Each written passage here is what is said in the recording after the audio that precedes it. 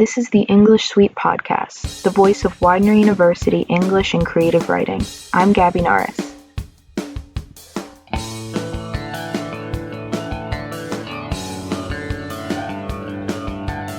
In today's New Books feature, host Jim Esch talks with writer Jane Rosenberg LaForge about her latest novel and collection of poetry.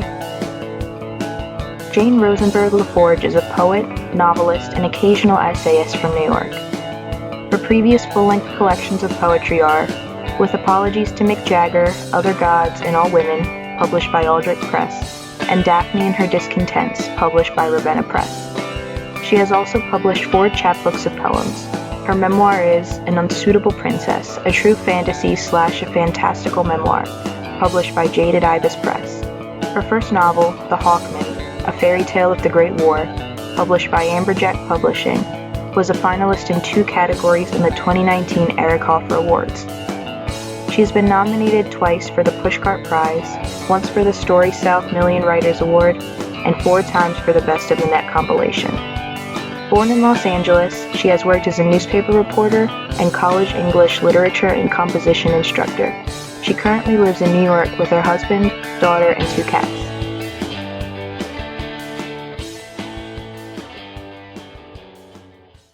Jane Rosenberg LaForge, welcome to the English Suite. Thank you for having me. You have some great news to report this month. 2 books coming out. I mean, how often does that happen? Not often enough. The books in question are a novel called Sisterhood of the Infamous, and you also have a poetry collection called Medusas Daughter. And I thought maybe we could first start talking about your novel. How many novels is this for you? Is this your 3rd novel? Well, it's my second novel, but it's my 3rd book of prose because I wrote a memoir that contained a novel, but it wasn't just a novel. It was kind of an experiment. Could you tell us about those first couple books? So the first book was An Unsuitable Princess, a true fantasy, a fantastical memoir, and it's a fantasy story with knights and ladies and queens and princes, and but it has footnotes, and if you read the footnotes, you understand the inspiration for the fantasy story. And the footnotes are the memoir, are the real life. So you see how the fantasy is constructed. And the second book was The Hawkman, a fairy tale of the Great War. And that is another fantasy, but it's put in the time period of the First World War and afterwards. And it's about a soldier and his experiences in the war and someone who helps him out afterwards. Is World War I a subject of interest to you? My grandfather fought in World War II. So I was kind of surrounded by that growing up. He was a colonel in the Army. So I didn't know a lot, but I had some idea of what it was. But World War I really didn't know very much about. And my other grandfather fought in World War I, but I knew he was very old and we never discussed it. So I was also trying to make a point about war. The World War I was supposed to end all wars, right? So I guess that didn't work out too well. And it also, there were things that happened after World War I with veterans in the UK or in England that I found kind of interesting, that they were just basically homeless, like veterans are today in the United States. So I kind of wanted to write about that, and that it fit in with what I tried to do. So. And now with this new book, Sisterhood of the Infamous, it seems like, are you moving out of fantasy now into new territory? It seems like a very different subject for a book. So why don't you tell us a little bit about that? Sure. Well, actually, The Unsuitable Princess was about the 60s and the 70s. And Sisterhood of the Infamous is about the 70s and beyond. So I'm sort of moving closer to real life. And a lot of my poetry is about my family. And so that takes place in the 60s, 70s, 80s, 90s. So I'm slowly moving to the present day. And what's this book about? Well, it's a murder mystery. but it's also a chance to discuss the relationship between two sisters. And I'll say that one of the sisters becomes a suspect in the murder mystery. I don't want to give too much away, but as they're working through this murder mystery and trying to figure out who really needs to be a suspect and who should really be a suspect, the sisters go over their lives and remember what it was like growing up in Hollywood and how that brought them in close contact with this particular murder case. And is there sort of like a film noirish tone to this book? Is that how you imagined it or envisioned it? I didn't imagine or envision that. One person has said it's kind of noirish, but if I could really write a film noir or a noir novel, I would. So I would. I love noir. I taught a class on it. I really like it a lot. And if I could write like that, I would, but I don't know if I can. And it's kind of a punk rock novel too, isn't it? Yes. So who was one of the sisters in a band? One of the sisters was in a band. She was in a band called California Youth Authority, an all-girl band. And she gets involved with another girl at her high school. And that girl at her high school becomes the famous Jasmine, becomes the pop sensation Jasmine. Meanwhile, the little punk rocker she's not a punk rocker anymore. She grows up and goes to college and becomes a mathematical genius software developer or software coder. Mm-hmm. And I think that she would have liked to have been a punk rocker or even as famous as her old girlfriend, but it didn't work out for her. And who gets murdered in this mystery? Jasmine gets murdered. The pop sensation. But we don't want to spoil the ending for anyone. So no, you don't want to spoil the ending. Never want to do that. But Jasmine is murdered in a way that you can only get murdered in Hollywood, and as a friend of mine says, hijinks ensue. Wow. And you grew up in Hollywood, right? Yes, I did. I remember seeing you on a panel at AWP when it was in Los Angeles. And I think the theme of your panel was California writers, like regional writers. And it was very interesting to me. I don't have ties to California, but in a way I do, because all our pop culture practically is made in California. Right. So, but it was just interesting to hear everyone's stories, or your stories of growing up in Hollywood. I think I still remember, tell me if I have this wrong, but your father was a rabbi? No. Oh, okay. Well, he thought he was. There was a synagogue figured into it somehow. Yeah, well, I gave that slide show, and one of the last slides was of my synagogue, the garden outside my synagogue, which is sort of like my perfect little memory of growing up in Los Angeles. But no, my father was not a rabbi. He thought he was as smart and as intelligent and as learned and and as eclectic as a rabbi would have been, but he was not. Did he work in the film industry? Oh, no. Okay. He sold Christmas trees.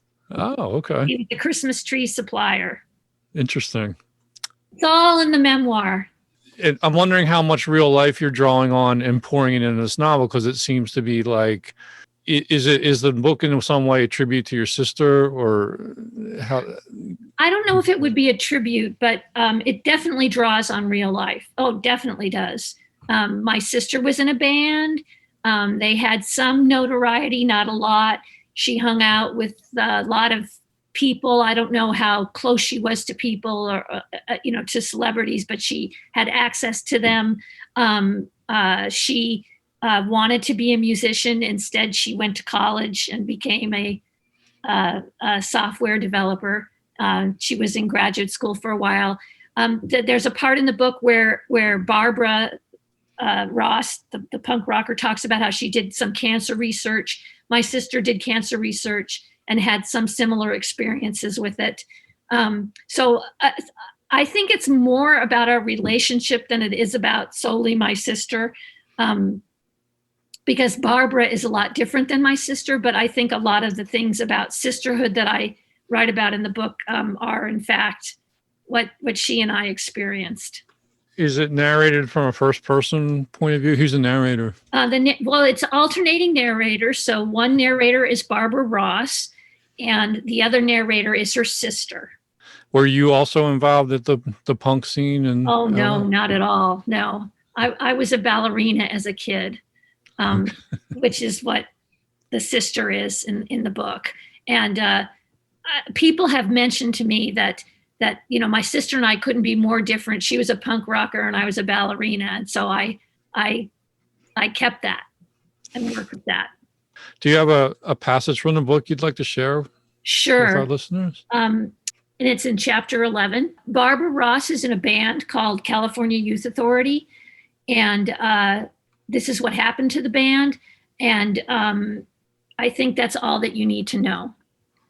I stayed behind and everybody went off to Chicago, the new home of the rock and roll vanguard, or so it seemed in all the newspaper reviews and photographs.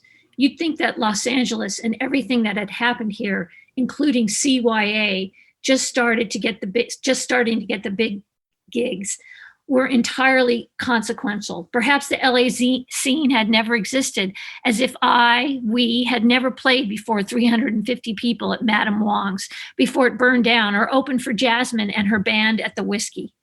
We got through a half-hour set, even though there were probably more than 500 people there. 500 seething, spitting, untethered men waiting and anticipating our nerves, our gaffes, and feedback, however we could blow it, and we would, because we were kids. We were green, untrained, unarranged, possibly talented, but definitely defiantly raw. We were not like Jasmine. We were amateurs. We opened with one of Jack's songs, Genocide Diary, and we dove into it as hot and fervorous as we could get. You can never open slow at the Whiskey. If you do, you risk all kinds of abuse. But the audience threw bottles at us anyway. They spit at us, and they would have jumped on the stage and torn our instruments away from our hands if we showed any sign of weakness, if we cried or complained, if we asked for a timeout, or if we flinched at the flying glass and asked the bouncers to stand up there in front of us, as though we were some celebrity act and had to be protected. But no, we did none of those things. We were CYA. We were invincible. We were heinous. Next was Savage Lesbian, without any introduction or banter, just straight into the power chords, and we barricaded the place with them. We meant for ears to bleed with those opening power chords, for the rafters to crack. The chaotic wash of that song flipped back and forth, but I finally had my look right that night, and nothing was going to stop me. I was wearing one of my father's vests and ties and a white t-shirt. Jasmine dressed me, and boots instead of tennis shoes for safety. Savage Lesbian was another Jack song, but I could play that one barbarically. My arms, hands, and ears could hurt for days afterwards, but I didn't care because on that stage, I was elevated. I was the tallest I ever had been in my life. I don't know whether the other stages we played measured higher, but at the Whiskey, I was looking down on all those people. A few more women now into Savage Lesbian, and they had to look up to watch me play, see how my hands handled the frets and strumming. They had to crane their necks if they wanted a legit shot of what I was doing. I was so tall on that stage that no one could correctly guess my height. No more stomping on my feet or pushing me around as if I were some kind of overstuffed trash can. After Savage Lesbian, we went into Get the Door, one of mine, and it was all 1, 2, 3, 4, E, E, E, E, 1, 2, 3, 4, someone's at the fucking door, 5, 6, 7, 8, drug dealers coming late. I could see some of the guys in the audience running toward the back of the room, as if it would give them more space for momentum for whatever they were planning. Rushing the stage, an ambush, who knows what they wanted. We were wearing boots instead of our regular tennis shoes, and when we paced or swayed, we were crunching glass under our feet. I couldn't hear it, but I could feel it from the way my feet seemed to want to slip out from under me, as if I were on a treadmill, and I would survive only by keeping up the pace. You want to see some spit? Jack yelled at the crowd after we'd done a few more songs. We had to do a lot of songs because each one was probably only 2 minutes at most, and we had 30 minutes to fill. We'd just done a new one, Private School Rules, which we'd never done before, and some people were booing. Those who weren't booing were spitting, little globules of petroleum jelly, it seemed. When the saliva landed on the stage, we could see it, distinct little ecosystems with greasy atoms and their rancid electrons. They made picking up the glass impossible. There was no place not to catch some disease. I know you really want to see some real spit, Jack yelled again, and people hooted and shouted back, yeah, and wiggled their tongues at us like we were working girls. And then they shouted some more. We'll show you some real spit, Jack declared. And then she lunged toward my ear and yelled, get down on the floor and lick up all the spit down there. This was my moment of truth.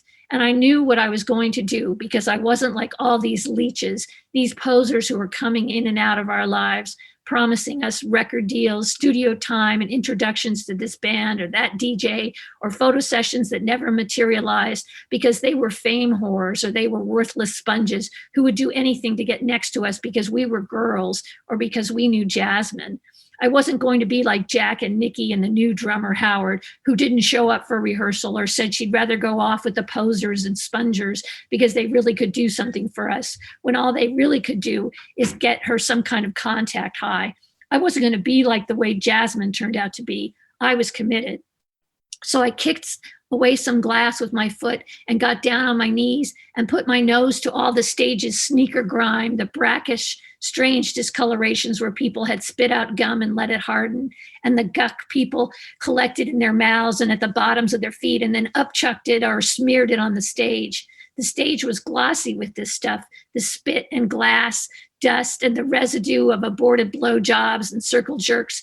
It was all there, practically bubbling at my nose. And I opened my mouth, shut my eyes, and then I licked it.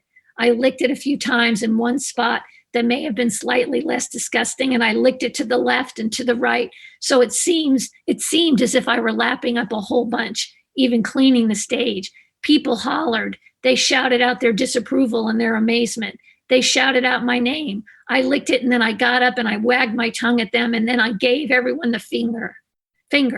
It was my night for the taking, and I collared it. It was all mine at that point.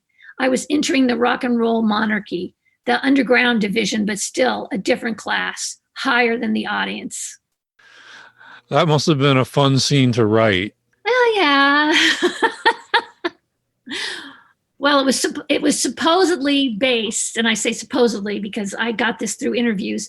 It was supposedly based on an incident that actually happened with my sister at her junior high school. And so that's awesome. That's what I was basing it on. It really puts you into that whole punk rock milieu. I mean, I've been to a few shows like that back in the day, and this is what it was like.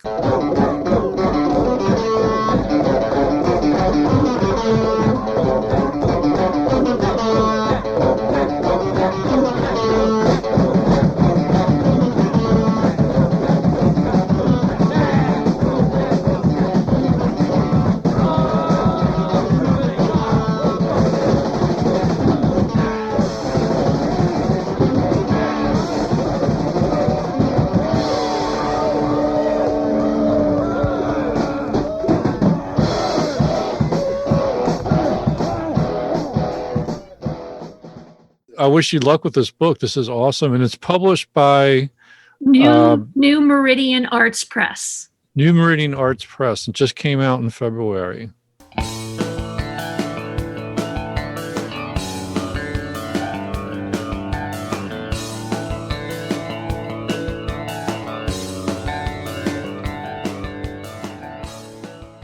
I wanted to ask you a little bit about, I don't know when you finished this draft or this novel. Were you continuing to work on it during the pandemic in the last year? And how has your writing life been over the last year with all of us being more or less housebound?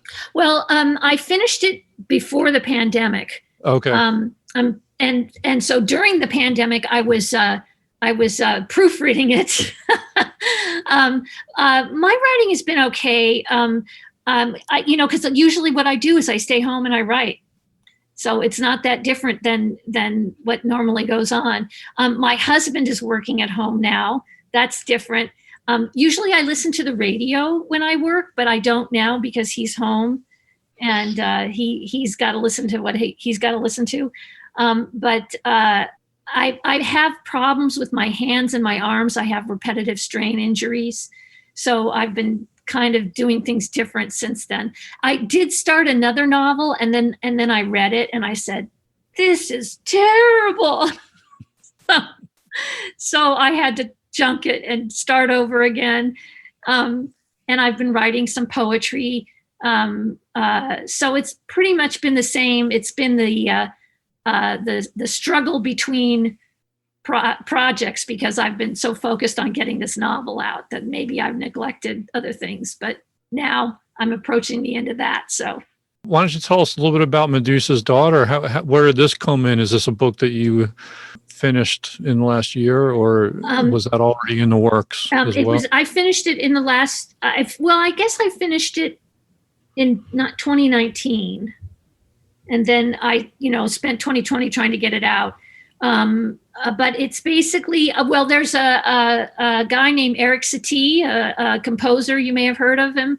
Oh, and, yeah, I love him. Yeah, and I wrote about him some in The Hawkman, and because he was a World War I era composer. And he wrote a stage play called Medusas Daughter. And that got me thinking about all kinds of things. And I wrote this book as a tribute to my mother. Awesome. So there are family poems like that? Oh, definitely. Yeah. I published another book of poems called Daphne and Her Discontents in 2017. And that was about my father and some of the wonderful things that happened in our relationship together. I hope it's clear I'm speaking sarcastically. So after I learned about Eric, I did all this research into Eric Satie, and then I found out about this play that he wrote, and that got me thinking, and that's where Medusa's Daughter came from.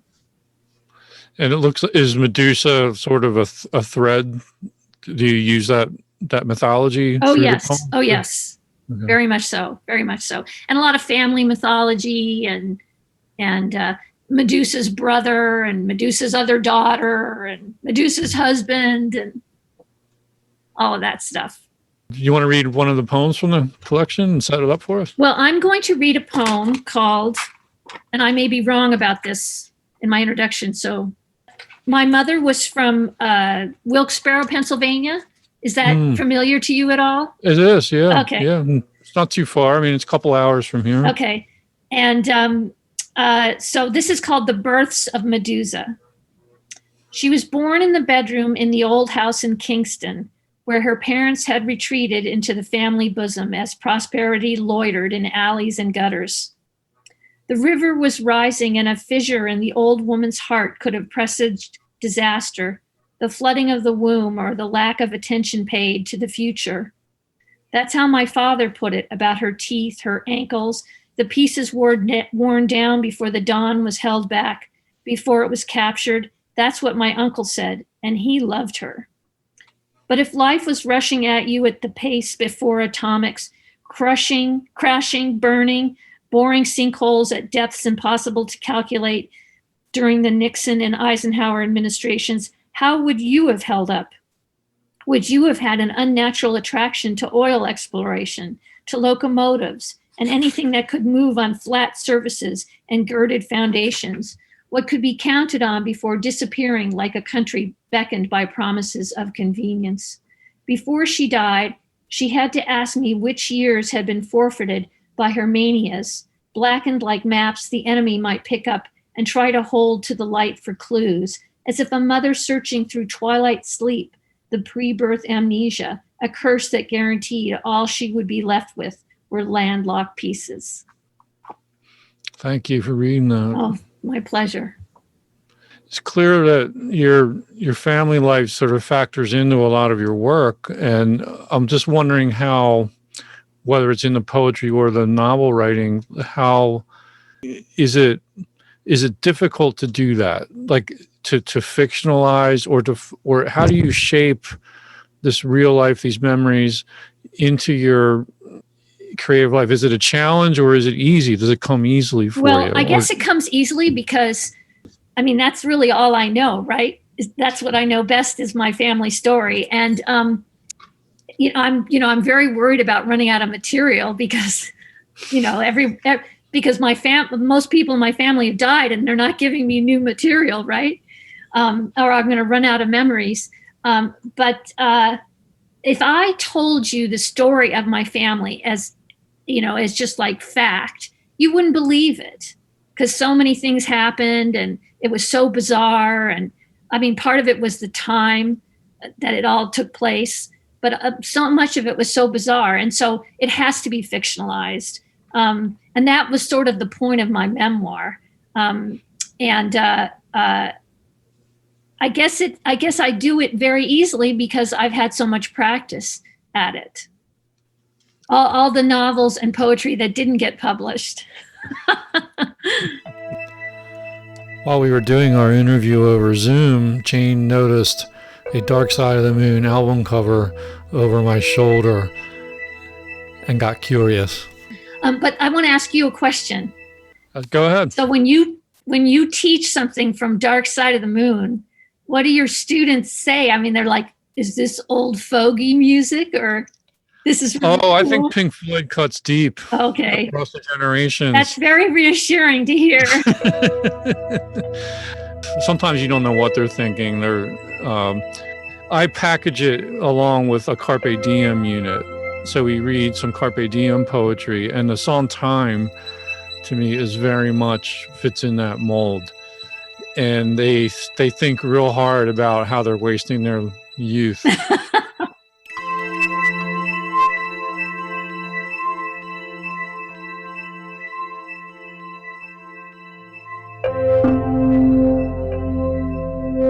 But no, I think it's like very profound stuff, and I think it speaks to them. I always tell them the story too. You probably know this, that if you play The Wizard of Oz and Dark Side of the Moon at the same time, it all syncs. Right. Oh, I thought you had to play one of them backwards, but I don't know.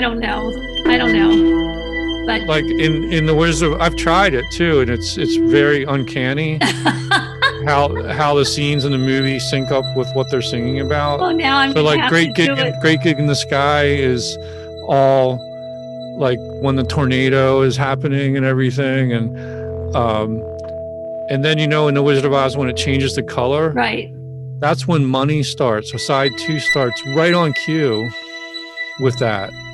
That's very interesting. It's kind of like mind blowing. It's like, I don't know. First of all, who discovered this? That these like, and what drugs were involved? Like, I don't know. Yeah, it's bizarre. It really is.